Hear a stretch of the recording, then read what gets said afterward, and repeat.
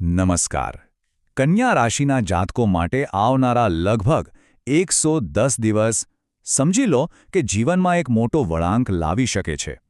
રાહુ, જે ગ્રહને આપણે માયા, ભ્રમ અને મહત્વાકાંક્ષા સાથે જોડીએ છીએ, એ હવે શતભિષા નક્ષત્રમાં પ્રવેશી રહ્યો છે. તો ચાલો આપણે સાથે મળીને સમજીએ કે આ શક્તિશાળી ગોચર કેવી રીતે છુપાયેલા શત્રુઓ પર વિજય અપાવી શકે છે અને જીવનને એક નવી જ દિશા આપી શકે છે. જુઓ, આ ખાલી એક કહેવાતી વાત નથી. આ એ જ રાહુ છે જેણે કદાચ પાછલા સમયમાં ઘણી માનસિક ગૂંચવણ, કન્ફ્યુઝન અને અનિશ્ચિતતા ઊભી કરી હશે. પણ હવે એ જ રાહુ પોતાની ઊર્જા બદલીને એકદમ સ્પષ્ટ પરિણામો આપવા માટે તૈયાર છે. એટલે કે પડકારનો સમય હવે પૂરો થયો અને હવે એ સમજવાનો સમય છે કે આ નવી ઊર્જાનો ઉપયોગ જીત માટે કેવી રીતે કરવો. હવે આ આખી ઘટના ક્યાં બની રહી છે? તો એ છે કુંડળીનું છઠ્ઠું ઘર. જ્યોતિષમાં છઠ્ઠા ઘરને સામાન્ય રીતે રોગ, શત્રુ અને કર્જ સાથે જોડવામાં આવે છે, જે સાચું છે. પણ એ જ ઘર સ્પર્ધામાં જીત, નોકરી અને પડકારોને પાર પાડવાનું પણ છે. અને એક મજાની વાત એ છે કે રાહુ જેવા ક્રૂર ગ્રહો અહીંયા એટલે કે છઠ્ઠા ઘરમાં શ્રેષ્ઠ પરિણામ આપે છે. કેમ? કારણ કે સંઘર્ષની ઊર્જાનો જ ઉપયોગ કરીને શત્રુઓનો નાશ કરવાની અદ્ભુત શક્તિ ધરાવે છે. તો આજના વિશ્લેષણમાં આપણે શું જોઈશું? સૌથી પહેલાં તો આ જ્યોતિષીય પરિવર્તન ખરેખર છે શું એ સમજીશું.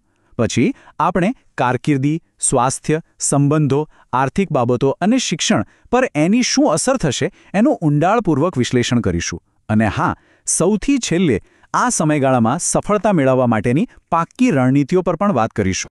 તો ચાલો સીધા જ આ પરિવર્તનની ગહેરાઈમાં ઉતરીએ.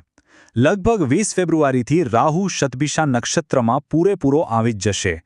હવે શતભિષાનો અર્થ થાય છે 100 વૈદ્ય અથવા 100 ઉપચારક. આ નક્ષત્ર હીલિંગ, ટેકનોલોજી અને ગુપ્ત જ્ઞાન સાથે જોડાયેલું છે. તો જ્યારે રાહુ આ નક્ષત્રમાં આવે ત્યારે એ આ બધા જ ક્ષેત્રોમાં જાણે કે બૂસ્ટર લગાવી દે છે. એક અણધારી ગતિ લાવી દે છે. મનમાં જે એક જીતનો અહેસાસ થઈ રહ્યો છે ને, એ આ જ ઊર્જાનું પરિણામ છે. અહીં એક વાત ખાસ ગાંઠ બાંધી લેવા જેવી છે. રાહુ એક એમ્પ્લીફાયર જેવો છે. મતલબ તે જે પણ ઘરમાં કે નક્ષત્રમાં બેસે તેના ગુણધર્મોને અનેક ગણા વધારી દે છે. એટલે આ ગોચર એક બહુ મોટું વરદાન પણ છે અને સાથે સાથે એક ગંભીર ચેતવણી પણ છે. જો આપણે સભાન રહીને પ્લાનિંગ સાથે પ્રયત્નો કરીશું તો આ જ રાહુ આપણને સફળતાના શિખર પર પહોંચાડી શકે છે. પણ જો બેદરકારી રાખી તો એ મોટા સંકટમાં પણ નાખી શકે છે. સારું, તો હવે જોઈએ કે પ્રોફેશનલ લાઈફમાં એટલે કે આપણા કાર્યક્ષેત્રમાં આ બેધારી તલવાર કેવી રીતે કામ કરશે. કારકિર્દીના મોરચે આ સમય કેવો રહેશે? ચાલો જાણીએ. જો અહીં તક અને પડકાર બંને એકદમ સ્પષ્ટ છે. શતભિષા નક્ષત્ર ટેકનોલોજીનું છે, એટલે જે લોકો આઈટી, રિસર્ચ કે કોઈ વિદેશી કંપનીઓમાં કામ કરે છે એમને તો બહુ મોટી સફળતા મળી શકે છે. વર્ષોથી અટકેલા પ્રોજેક્ટ્સમાં અચાનક ગતિ આવશે. પણ છઠ્ઠા ઘરનો રાહુ ઓફિસમાં ગુપ્ત શત્રુઓ અને નાની નાની વાતોમાં વિવાદો પણ ઊભા કરી શકે છે. એટલે કોઈપણ પ્રકારની આર્ગ્યુમેન્ટથી દૂર રહેવું અને ખાસ કરીને ભાગીદારીમાં કોઈપણ નિર્ણય લેતા પહેલાં 10 વાર વિચારવું એ ખૂબ જ જરૂરી છે. આ ગોચર સ્વાસ્થ્યને લઈને એક મોટો લાલ ઝંડો બતાવી રહ્યું છે. એટલે આ બાબતમાં તો જરા પણ બેદરકારી ચાલે એમ નથી. સુખાકારીને પ્રાથમિકતા આપવી જ પડશે. છઠ્ઠું ઘર રોગોનું છે અને રાહુ વાયુ તત્વનો ગ્રહ છે. આ બંનેનું કોમ્બિનેશન પેટ સંબંધિત સમસ્યાઓ જેમ કે ગેસ, એસિડિટી અથવા તો અચાનક કોઈ ફૂડ એલર્જી જેવી તકલીફો લાવી શકે છે. કોઈ જૂની બીમારી હોય તો એ પણ ફરીથી ઊભી થઈ શકે છે. અને હા, રાહુ માનસિક ભ્રમ અને ચિંતાનું પણ કારક છે. એટલે બેચેની, ઊંઘ ન આવવી અને માનસિક થાકનો અનુભવ પણ થઈ શકે છે. તો આ બધા પડકારોનો સામનો કેવી રીતે કરવો? રસ્તો આ 3 સ્તંભો પર ટકેલો છે. સૌથી પહેલાં તો આહારમાં શિસ્ત. રાહુના વાયુ પ્રકોપને શાંત કરવા માટે ખાવા-પીવામાં કંટ્રોલ ખૂબ જરૂરી છે. બીજું, માનસિક શાંતિ. એના માટે યોગ અને ધ્યાન હવે કોઈ વિકલ્પ નથી, પણ એક જરૂરિયાત છે. અને ત્રીજું, કામના વધતા દબાણ વચ્ચે શરીરને પૂરતો આરામ આપવો, નહીતર બધું કામ બગડી શકે છે.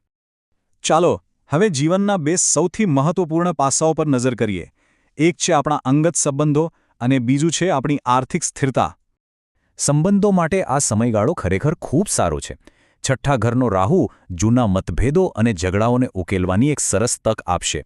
એનાથી જીવનસાથી સાથેનો સંબંધ વધુ મજબૂત અને વિશ્વાસપાત્ર બની શકે છે. આર્થિક રીતે પણ આવકના નવા રસ્તાઓ ખુલી શકે છે અને પ્રોપર્ટી સંબંધિત કોઈ ડીલ પણ ફાઇનલ થઈ શકે છે. પણ અહીં રાહુની માયાથી સાવધાન રહેવું પડશે. દેખાદેખીમાં કે શોખ ખાતર વૈભવી વસ્તુઓ પર આડેધડ ખર્ચ કરવાથી બચવું, નહીંતર ખબર પણ નહીં પડે ને દેવું વધી જશે. હવે વાત કરીએ વિદ્યાર્થીઓની અને એ લોકોની જેઓ કંઈક નવું શીખવા માંગે છે. એમના માટે આ ગોચર સંભાવનાઓના નવા દરવાજા ખોલી રહ્યું છે. વિદ્યાર્થીઓ માટે તો આ સોનાનો સમય કહી શકાય. છઠ્ઠું ઘર સ્પર્ધાનું છે અને રાહુ અહીં સ્પર્ધાત્મક પરીક્ષાઓમાં હરીફો પર જીત અપાવે છે. જેઓ હાયર સ્ટડીઝ માટે એજ્યુકેશન લોન લેવા માંગતા હોય એમના માટે સમય એકદમ અનુકૂળ છે. રાહુ વિદેશ યાત્રાનો પણ કારક છે, એટલે જે લોકો લાંબા સમયથી વિદેશ જવાના પ્રયત્નો કરી રહ્યા હતા એમનું સપનું સાકાર થઈ શકે છે. ખાસ કરીને ટેકનોલોજી અને રિસર્ચના વિદ્યાર્થીઓને તો વિશેષ લાભ મળશે. તો અત્યાર સુધીની આપણી આખી ચર્ચાનો સાર શું છે?